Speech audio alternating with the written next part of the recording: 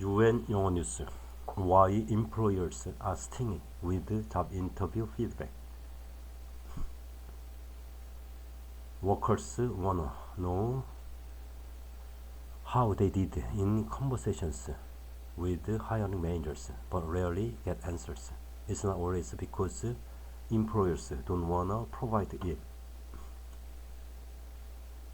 Photographer Alison Hunter interviewed in August 2023 for a position taking photos of historical archives collections. During the conversation, she asked the hiring panel for feedback. How did she stack up against other candidates? The question was not well received. Shaming is a bit heavy to say, but it was a little like a scolding, says Hunter, who is based in New York City. Oh no, we wouldn't tell you that, she recalls the panelists say. Just know that your resume is gotten you this far, and this is a very competitive position. She regretted asking. I thought, oh, this is not good. I think I might have just put a damper or a negative vibe to my candidacy. She didn't get the job, and they never told her why. Her guess, probing for feedback, didn't help. Hunter has asked similar questions before, and she feels the interviewers are often caught off guard. If they do provide feedback at all, it's vague. It's frustrating because when trying to get a job, you need all the help you can get. It would help us all. Our lips are sealed, time and bandwidth may be one part of the equation, at least at the application stage, says James Hudson, a 20-year veteran of corporate recruiting, with stints at companies including Nike, Levi Strauss, and Forever 21. Often, there are simply so many job candidates that a recruiter can't give feedback to all of them. The Society for Human Resources Management, SHRM, estimates that across all industries and company sizes, a single recruiter handles a median of 10 to 20 listings at a time, considering that it's not uncommon to find corporate job postings that garner 500 or more applications through LinkedIn, which publicly tracks the number of people who apply through the platform. A recruiter may be shuffling thousands of applications. Automated rejection emails are common at the application stage, which is fair, says Hudson. The vast majority of applications, about 75%, are from non-qualified folks. Yet, as candidate field narrows and the recruiters manage fewer applicants, roughly 4 to 6 applicants will get an interview, says Hudson. Applicants can still be left wondering about their standing. That often has to do with what the company permits them to say to candidates. Without a frame of reference for how they performed in past interviews, candidates can be nervous. They aren't bringing their best to the table. Perhaps the most significant reason employers seldom give feedback to job candidates is fear of legal risk. In the US and the UK, for instance, it's illegal to make hiring, firing, and promotion decisions on characteristics including race, sex, sexual orientation, or disability. Many employers don't want to say anything that might be construed as discrimination. Refusal to hire lawsuits are famously tough to execute in the US, says Jeff Hursk, a professor of labor and employment law at the University of North Carolina School of Law. Yet they still happen. If the feedback contains any hint of an unlawful reason for the decision, for example, discrimination, then that could expose the employer to liability. It almost certainly wouldn't have faced it without the feedback, he says. Anything that appears to reflect a stereotype about a protected characteristic could put the company at risk, says Leslie Green, professor of law and director of the Civil Justice Clinic at Georgetown Law. Let's say that an Asian woman is interviewing for a job, and the feedback that she receives is that they didn't think that she was gonna be aggressive enough in the role. Even if the intention of the note has nothing to do with the candidate's race or gender, it could be interpreted as dubious. You just wanna make sure that that wasn't the entire reason. It's usually legal counsel or the C-suite that prohibits feedback, not the recruiters or hiring managers themselves.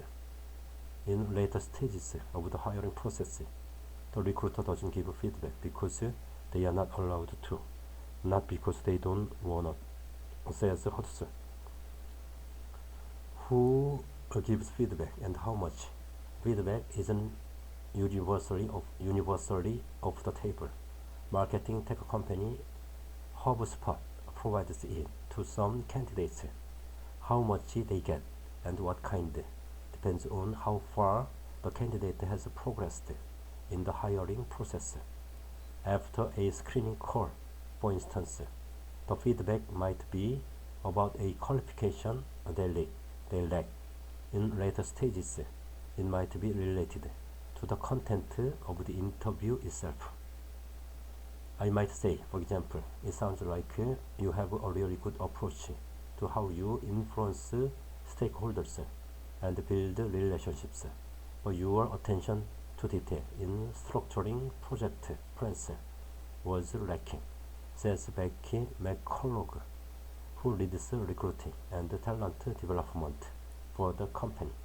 Regarding the possibility of legal exposure, the company replied in a statement that at HubSpot, transparency and empathy are two of our core values, and that includes how we treat our candidates. We understand the importance of adhering to local employment laws, and we also firmly believe that providing feedback when possible is the right thing to do. Since this approach is quite hard to come by, however, candidates seeking feedback may have better luck with a third-party recruiter working on behalf of an employer. The third-party recruiter has an incentive, says Jeffrey Spector, president and co-founder of Kara, a company that conducts technical interviews with software engineers on behalf of employers. If they are an agency, they get paid when you get placed, so they have an incentive for you to get better and better. Maybe you don't get a job at Google, but they can turn around and offer you to Facebook. Taking matters into their own hands, some candidates aren't necessarily giving up on the pursuit for information. However, and there are people who can help them. Brad Davis, a 37-year-old customer success professional based in Cincinnati, Ohio, was laid off in November. Davis has hired about 25 people in his career, and when colleagues he mentors started expressing their frustration with the lack of feedback in the interview process, he decided to offer free mock interviews to job seekers in customer success. Davis has conducted about 70 mock interviews in just 4 weeks. He announces time slots on LinkedIn every Wednesday, and the spots are filled within minutes. The demand is so high, he has brought in others to help, and now participants get an audience with 3 Fox hiring managers. To plug the feedback hole, some people are conducting mock interviews to help job candidates. It simply provides another viewpoint that perhaps you can't see, he says, when they just meet with me. It's just one guy's opinion, but now you have the witness of 3 people. Now Davis is starting a company to continue his work of mentorship, coaching, and mock interviews. in the customer success industry. Similarly, Carrot provides free practice interviews through its Brilliant Black Minds program, which gives feedback to computer science students at historically black colleges and universities, HBCUs. Not only is the program successful, but it also makes a significant difference for the candidates. Carrot found students who do 3 practice interviews and receive feedback from the interview are 6 times more likely to get an engineering internship or job. A popularity contest. Some candidates and program directors believe feedback, whether directly from companies or through mock interviews, can improve their interview performance and maybe even be the difference between landing a role or not. Yet not everyone feels notes from interviewers are valuable. Corporate recruit Hudson is skeptical. Feedback can offer much value to candidates. He feels it's simply too subjective. These people spend 45 minutes with you. How can they possibly offer you anything of value? You could go through exactly the same process a month later with exactly the same company and get a different outcome, he says. He feels companies are right to guard their notes. Many hiring decisions aren't based on objective criteria, but personal preference. The weakest part of the hiring process is the interview. Job seekers imagine that it's this really slick, well-run, and well-calibrated process. It is, he continues.